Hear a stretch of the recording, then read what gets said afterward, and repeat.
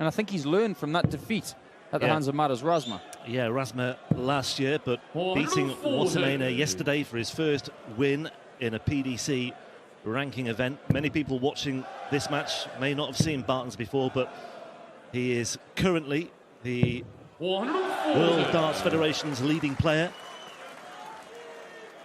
And he is a highly respected and a highly talented individual. He's got levels as well.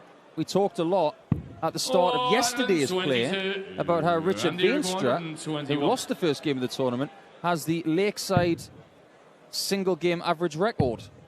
Oh, it's a bullseye shot for Bartons, and it's a great start, bringing everybody to their feet. Phenomenal, but every credit to Ricky Evans. Yeah, it was like somebody opened the trapdoor and all the sound went down. That's how you get the sound back up, that's for sure, and that's how you get Jackie Gürtels really excited. He's going to be like that for the rest of the day. Well, 24 for Gilding in his first visit. Bartons has absolutely pounced all over that. I saw that lot this morning, actually. I thought they were genuine cops when I first saw them. Nice work, guys. I like it. Now this is better work. Steady. Interesting. Go for the treble 7 there to lead tops. Well, this could be an 11 dart breaker throw to back up the 12 dart break that he picked up in leg 1. This is good stuff from Barton so far. Good section of the draw this as well, because Andrew being the 16th seed, if you've tuned into European Tour action before, you know that the number 1 seed is in this bracket. 2-1 Bartons with a wonderful, wonderful leg there. I wonder if we'll see him on the European Tour again this season, because the associate member qualifiers, which he is eligible to play in, they have two more qualifiers. Yeah. On the 19th and 20th of May, the likes of Stefan Belmont, who will play in the next match, he'll go to them. We know he will. But will Andy Bartons after this weekend? I just wonder. 90. And you require 81. This game could be changing if Gilding takes this 11 or 12 darter. Yeah, this is where it could pivot back the way of Goldfinger. 62 away. Yeah, he's got that, so double 13. 55. That was a good double for Johnny Clayton in Graz, because it won him the title. 71 for Bartons. And he's looking at double 16. Big double 8. Big shot for 4-2. The chance for Gilding to level, and now that gap widens to 2 again. Yeah, Gilding, the UK Open champion. It was the beast from the East that impacted on the UK Open a few years ago, and it's Bartons who's having a big impact on this tournament this weekend, just down the road from where he was born. Just a wonderful game. And the homecoming king. He's been over 100 average the whole match. Yeah, the homecoming king is 64 points away from a passage into round 2 and a meeting with either Luke Humphries or Bradley Brooks, 2 former world youth champions right there. Absolutely. Listen to the noise that could happen if he hits one more double. 32. Couldn't really get much closer. And we saw this number a lot yesterday for Daryl Gurney. He went the 18s route. Gilding does not. This must go in. 60. Well, he was closer to double 10. And 32. That presents another opportunity for Andy Bartons, who's already missed 1 match start at double 16. I suspect he won't miss too many more. And he hasn't. Andy Bartons, the homecoming king, the beast from the East, delivers in our opening match of the afternoon session. So many major finals and so many wins in a somewhat, dare I say, 140. underestimated career to date, because he's not someone who grabs the column inches very much, even when he's winning European championships. Yeah, it's a curious one with Rob Cross, isn't it? I mean, look, he was heralded. I remember Raymond van Barneveld saying in his first year, Phil Taylor is retiring, but the new Phil Taylor is here, and his name is Rob Cross. Hang about. Double 5 for a first leg in this game. A little bit of fire from Rob Cross as well. The last thing you want to do is let him swim in that pool of confidence a little bit faster. I think Rob needs to hit this 1-2-1 and show the same kind of gumption that we saw in the 130 earlier in the match that he hit on double 5. Surely going back to the treble 20 when you've got a marker dart would have been the better choice there. Treble 17 and bullseye is not going to go, but Belmont has been so deadly at these mid-range finishes. Can he keep on doing it? It would be unlikely, but it's possible. No ton-plus finishes in the tournament so far for Stefan, but it's this kind of stuff that he's aced. And he's done it again. Still has not missed a dart at double in this match. But then the pressure does start happening, because now Rob Cross is reeling him in, and Stefan Belmont is feeling like this was one of the greatest opportunities I have ever had to do something really, really significant in big stage darts. And it might be slowly being prized from my grasp. That was kind of weird, that, from Cross. He had a 180 and shook his head. That's like getting a birthday present, realising it's a top-of-the-line bike and you're not happy. I mean, what more could you possibly do in that spot? Double 18 incoming for a tied game and to get the throwback. And he hasn't had it since the very start of the match. But I think Swiss Darts is very much on the map at the minute. It's just a question of where we go from here, and where Stefan Belmont goes from here may be very dependent on what Rob does here. Yeah, it might be very much dependent on the next 30 seconds. Because Cross won't take the 158. And Belmont, the best leg we've seen this game is a 14 darter. Belmont produced it. Can he produce another? 18 segment. One at the bull. 63. Robbie required 98. It was a 98 checkout from Joe Cullen a few weeks ago in Munich that galvanised his season against Ross Smith. Rob Cross would dig this finish now. Got to attack it, but don't miss inside. And he treads that tightrope beautifully. Classy finish from Rob Cross. 1-2-8 to complete the comeback. Doesn't get the treble 18 this time. Doesn't get the treble 20 either. 63. Still searching for his first ton-plus finish of the tournament. He may need it to stay in the tournament. He's not going to get it. That sinking feeling in the middle of his gut, it will be there right now, as Rob Cross will stare down 65 to survive this game. 76. And that's what it has been. It has been a survival from Rob Cross. Credit to him, because he has battled. And he's battled his way to match darts. From 4-1 down, double 10 to win it 6-4. And the two-time European champion does complete the escape. Stefan Belmont, a historic weekend for the Swiss. Nothing's going to stop that machine clicking on to the next gear and the next gear and the next gear.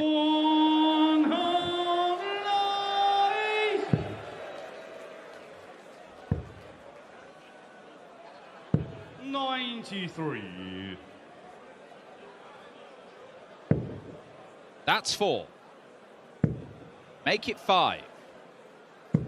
And Matt Campbell has thrown 6 perfect darts to start this leg. We have gone 7 darts into the 9 this weekend, but no further. I've got to say, a fairly muted reaction from the crowd. I'm not sure if they were fully keeping up there, but here we go. 9 darter in the offing. Well, found their voice now. Would have been only his second career 9 darter and his first on stage. Brilliant leg from Matt Campbell. Yeah, won't be losing sight of the bigger picture here, because this is for an instant break of throw back after Cullen edged in front at 2-1. And this could be an 11 dart break as well for Campbell. I was going to say, we saw yesterday Graham Usher threatening the 9 dart leg. There are occasions where it might feel as though he's averaging only 82 and it's actually been closer to a ton, and the exact opposite can apply as well. But Joe Cullen, yeah, like you say, just needs to do enough now just to stop Campbell gaining too much momentum. Match record 167. I'll be quite interested come the end of this game when we hear from one of them. Oh, he's going for it, is he? He's going for it. Oh, you Canadian madman! No need for that! But Matt Campbell is playing so well. Yeah, and I think, you know, Joe will be keen to, as you say, get back on the horse after that early exit. No ranking money for that defeat by Bunting in Leeuwarden last week. Ooh, now then. Again, knocked out of his rhythm, so just resets and finds the treble. Might be an important dart, that one, because there could be all kinds of pressure coming. 177 would leave tops. Oh, well, look at this. He's got the 177 as well. Now that is pressure. How does Cullen respond? Well, he's got 2 darts at double 8 now. And perhaps he needs 2 darts at double 8 as well, because the finishing hasn't been where it should be. 3 out of a possible 10 so far for Joe Cullen. Campbell looking at tops for a 5-3 lead, and that is exactly what he has. And now it gets interesting.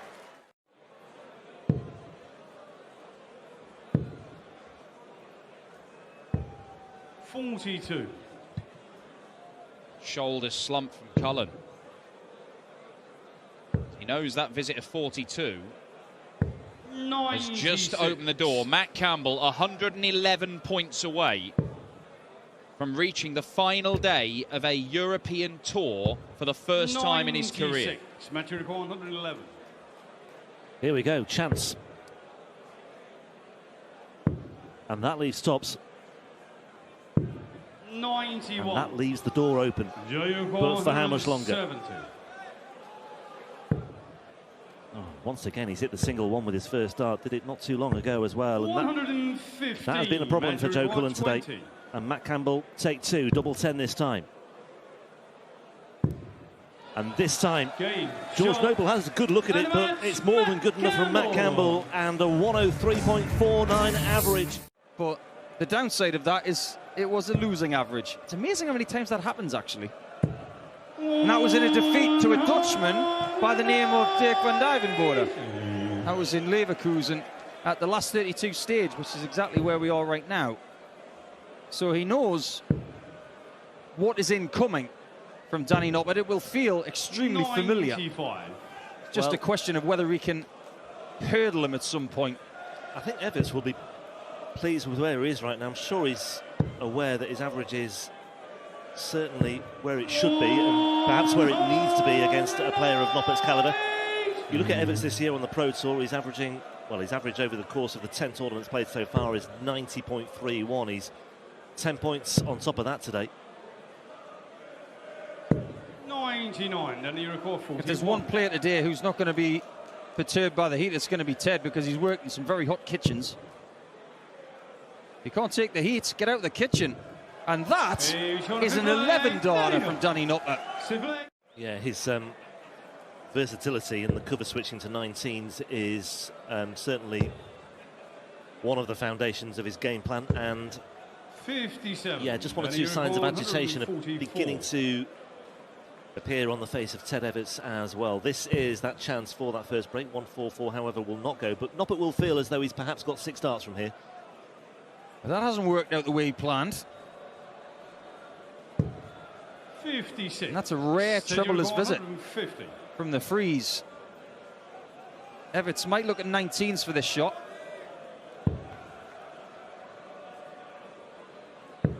These are the shots that change matches.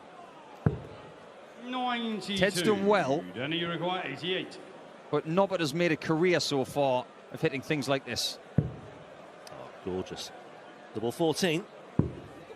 Perfect. What a lovely combination. And once again, a 14-darter. I think given the background noise, if you like, as well. 58. Ted, you require 100. Oh, this would be some way to save the match. Well, that's it. He is effectively 1 break down. He needs to find 2 breaks somehow, because, of course, Noppert through first anyway. But if he can just keep chipping away and just put something big in it, needed a treble there. I know he's down to a finish of 100, but psychologically, I think a treble there would have done him the world of good. 92 here for Noppert for the match. Now then, double-double. It was. Ted on his last visit came up with no chips. A bit like walking down the promenade in Brighton when the seagulls are around. But he needs to find everything here. 60 in tops he would love.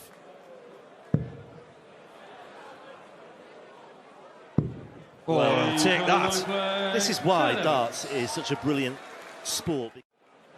At no point in this match up until now was he thinking he would need it. Wow. I think he might need it. Yeah, beautifully done. What a wonderful piece of approach play that was. 12 darts down to 40. He's on for a 13 darter. That will spoil his sequence, won't it? Well, 39. If anything, that helps Everts. But he wants to get rid of 40 pronto to take us all the way. Good line, that one. This has got to be a good line. Chance. 20. The ideal first start here for Danny is top left of the bull. This starts at double 20 and sends. Gets the bullseye. 75 away. Oh, Danny's too good. It's too good. 109. Well, what a brilliant attempt. So there was a smattering of applause as well, and little wonder, but it might all be in vain anyway, because Everts has 3 more bites at double 10 here to level things up at 5 apiece. He's inside for double 5. Anxious times for Ted Everts. Only 1 dart remaining. Noppert ready to pounce. 10. And that could be that for Ted Everts. Danny requires 60. And it should be. And without hesitation, Danny Noppert goes through. Simple as that. He was in peril at times in that game. Make no bones about it. Doesn't seem too perturbed by it. I'm just being someone who's given him a little bit of advice as to what could potentially happen if he's not careful. Well, the perfect time to hit a 180 from Damon Heta. 180 to leave tops when your opponent was looking at a big combo finish and might have been feeling that he was in pole position in the leg. All of a sudden, he's not. Double 10. Hang about. And he doesn't hang about. Nothing but relief when you hit double 5 on a 40 checkout. Danny Noppert is safely through. And Andy Barton's of Belgium, one of 2 Belgians, is safely through as well, which will be to the delight of the crowd. Yeah, only the 2nd Canadian player ever to reach the final day of a European tour. Matt Campbell as well, after the great John Part.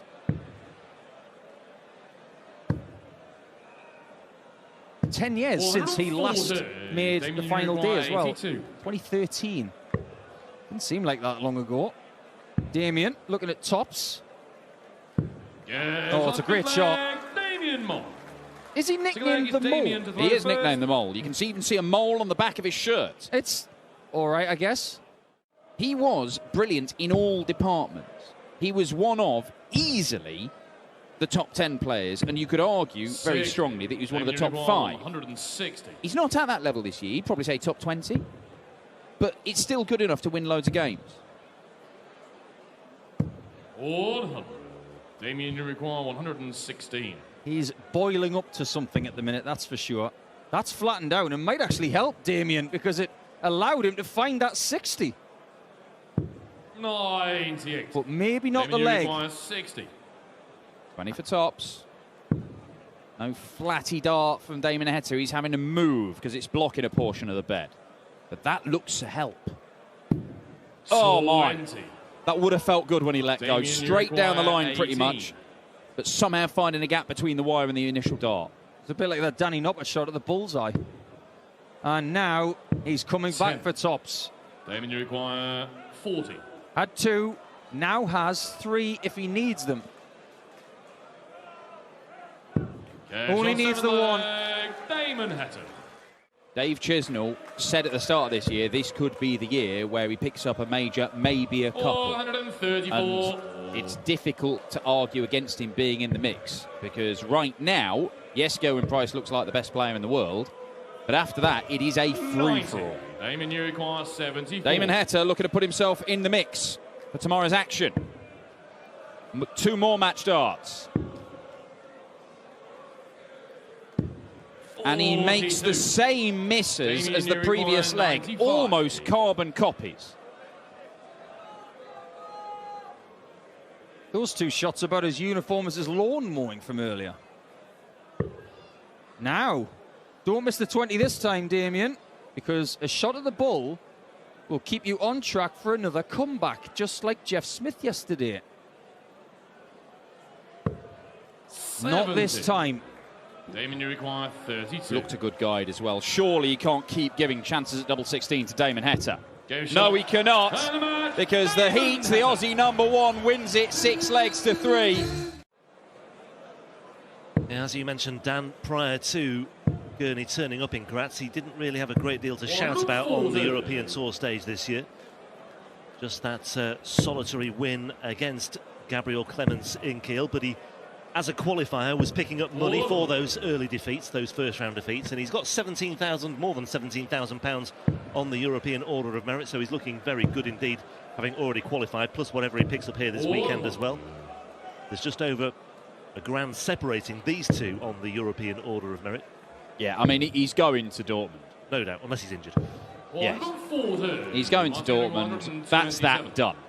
And it's become so important, those European Tour qualifiers. And if you come through loads of them, then you are setting yourself up to do all kinds of things. I was genuinely concerned a few weeks back that Daryl Gurney's spot in the top 32 might be coming under threat, but he's allayed those fears with his European campaign. Yep, 28th at the moment in the Order of Merit. He's 26th on the Pro Tour Order of Merit. Shindy for a 3-0 lead, looking at double 6. Yeah, nicely done. Lovely 2-dart combination for Martin Schindler, the German #2. Went hand in hand with him playing this aggressive brand of darts. You saw a bit of that yesterday. Not seeing a great deal of it today at the minute. He's not got a great deal to shout about. This might get him going. 80. Martin 167. Yeah, close. Now, we have seen a 167 today.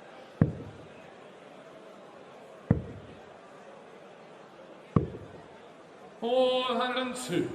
Daryl required 12. Coming in from the left-hand side. Further away to the left. And squeezes it in between. Well, he had those 2 darts on the outside of the board, and they looked to be the perfect guide, and he did find the right line, but not quite the right length. Just needed a fraction more. Shindy, my word. Was that a single 8? Well, he's got a dart for the leg here.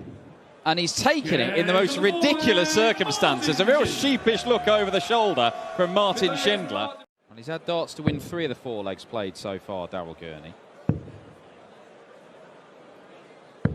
So there have been opportunities, but when you 0 out of 7 on doubles, the one thing I can guarantee you is it'll be a 0 next to your name in the leg column. Stay there to try and leave double 6 again, which he's kind of messed up, but may cost him a dart at double when he returns.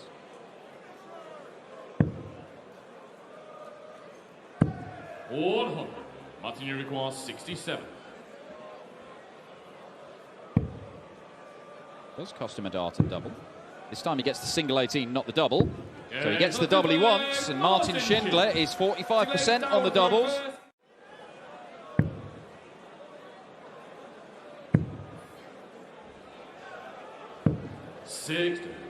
Well, these two players, when you look at their performances on the Pro Tour this year, both averaging 94 and a bit, and there's absolutely, well, very little between them again, less than a point between them in terms of the averages right now as well. 118. But scoreline-wise, an absolute chasm.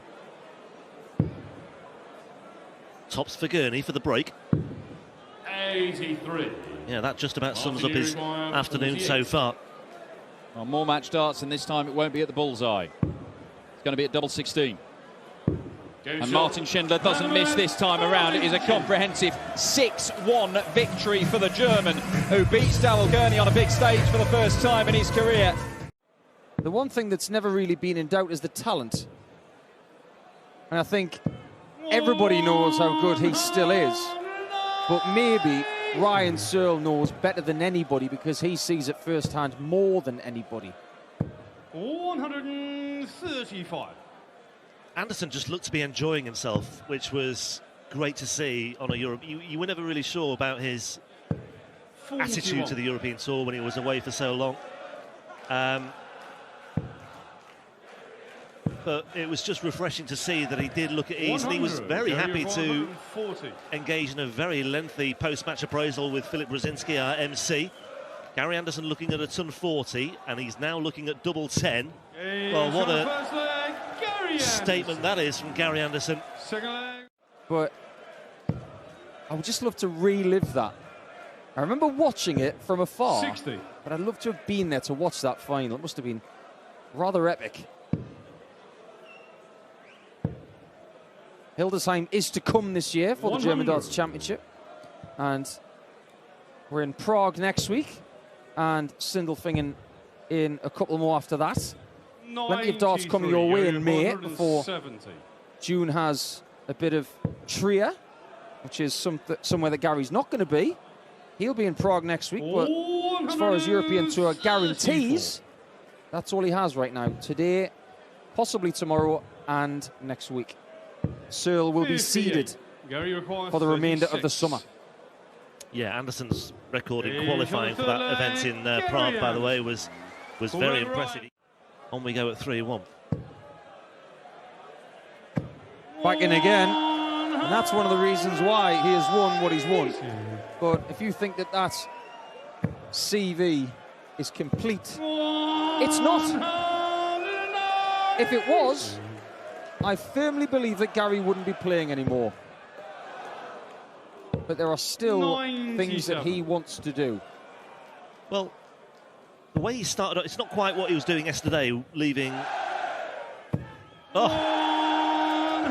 Well, we'll talk about Anderson's prowess in a moment, because we might just have something special on our hands here. Oh, will you guys just stop it? 1-4-1 for a 9 for heavy metal. And now he might lose the leg, well, because Gary's on Moortown. And the point I was going to make was, yesterday, Gary Anderson, first 3 legs, 2 dart combinations after 9 darts, and he's got exactly that right now.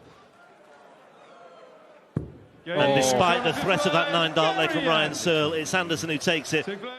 It is just the one break. Anderson through first, so Searle will need something else, but this is a promising situation, or at least it was until that visit by Anderson. Searle suspects this might have to go. Ooh, just the wrong side. Fancied it after dart 1, that's for sure. I'm so excited I've dropped my pencil, Paul. 78. You can have a look for that. Let's watch 80. to see if Gary goes 2 double tops. He does. He'll go right side and in. Well, one of the first people to start doing that. If he does come through, he'll face another former world champion. Rob Cross lies in wait for the winner of this one. Searle will be hoping to play his part tomorrow, but he's running out of time and he's running out of legs, and he may well be running out of options soon. 65. You see, you can't teach an older dog new tricks. Well, Gary didn't used to do that dart at the bull. It's now given him a 2-darter. 48. To finish this off quickly. Well, keep an eye on the average. Keep an eye on that 96 as well. 76 remaining. Gets the treble 20 for double 8 for the match. Well, he was about a centimetre inside. Will he return for double 4? Oh. 87 left. And can't recover. And Gary, who, when he's got 62, leaves double 4 on purpose, has now got it to win by 4 legs. Here we go, and he rounds off with a 16-darter, and he finishes things off with an average of 104.86. 6 times Keane Barry has gone up against the Ferret, and 6 times he has been beaten, including at this tournament last year, where he's beaten in the last leg decider. And that is not an encouraging start for the young Irishman, because Johnny Clayton is straight in there. So what you're saying, Dan, is we may have found the bogey player of Keane Barry. And I was doing some totting up earlier about... Hang on. I pressed pause right there for good reason. We had an amazing leg in the previous match between Searle and Anderson. We are 3 darts away from that being topped. He's hit a 9-darter in the Premier League, at the UK Open and in a floor event. Can he do it on the Euro Tour? No, he can't. For the 3rd time this weekend, we go 7 darts into the 9-darter. Can become a poison chalice getting an attempt at a 9. Look at Graham Usher yesterday. It all went wrong after that. Got some fans over here in Belgium, hasn't he? 100. What a start to this game. Keane Barry left on 85 on throw. 12. Johnny Clayton misses 3 for the leg. 85. And Ryan Searle was on a 9 after 6 perfect darts, and he lost the leg. What about Keane? Doesn't quite 50. find Johnny, you require the bullseye. 12. So, double 6 for Johnny. And he does get a 1-0 lead with a somewhat substandard 13-darter. You can see that Keane's laid down a bit more than Johnny's, but it's the same principle. You're trying to stack on top instead of forcing underneath. I've said on record a couple of weeks ago that I think Johnny Clayton has got no idea how good he is at overstacking. Oh, bullseye. 105. Got the line right. 112. Couldn't find the weight of dart. Johnny Clayton, very dangerous from this sort of area. But doesn't get a dart for the leg. 100. You require 25. For 3-1. Well, Consider it done. This is brilliant from Keane Barry once again. 87 games he's played so far this year, and it's not even the halfway point. And he's averaging close to 97. 134. That's really impressive for considering how much travelling he's done, how many games he's played. He's managing his schedule. 140. And he's going to be going to the World Cup again with Gezi Price, and they will go as favourites. Does he stay there? No, he doesn't. That's high in the bed, and it's not ideal for him. He could have gone alongside it, but there you see that's the danger of going alongside it. He can deflect wide. Johnny's going to stay there. Double 5. He takes out what Rob Cross took out earlier, and that was very much needed as well. But this is a really good competitive European Tour game. This could obviously turn into another classic between these two. Oh, there's enough room to squeeze one in. He does produce a second 180 of the match, Keane Barry. The standard has jumped up today with the seeded players entering the fray. It's not been exclusively seeded players doing it. Matt Campbell was brilliant earlier. Keane Barry is pretty brilliant right now. And again, it's the bullseye. He cannot find it. Oh, hold on a minute. Hang on a minute. Jonathan Clayton, what have you done? That's just like Gratz against Damon Heta, and that is cruel. Ferreting from Wales is Johnny Clayton.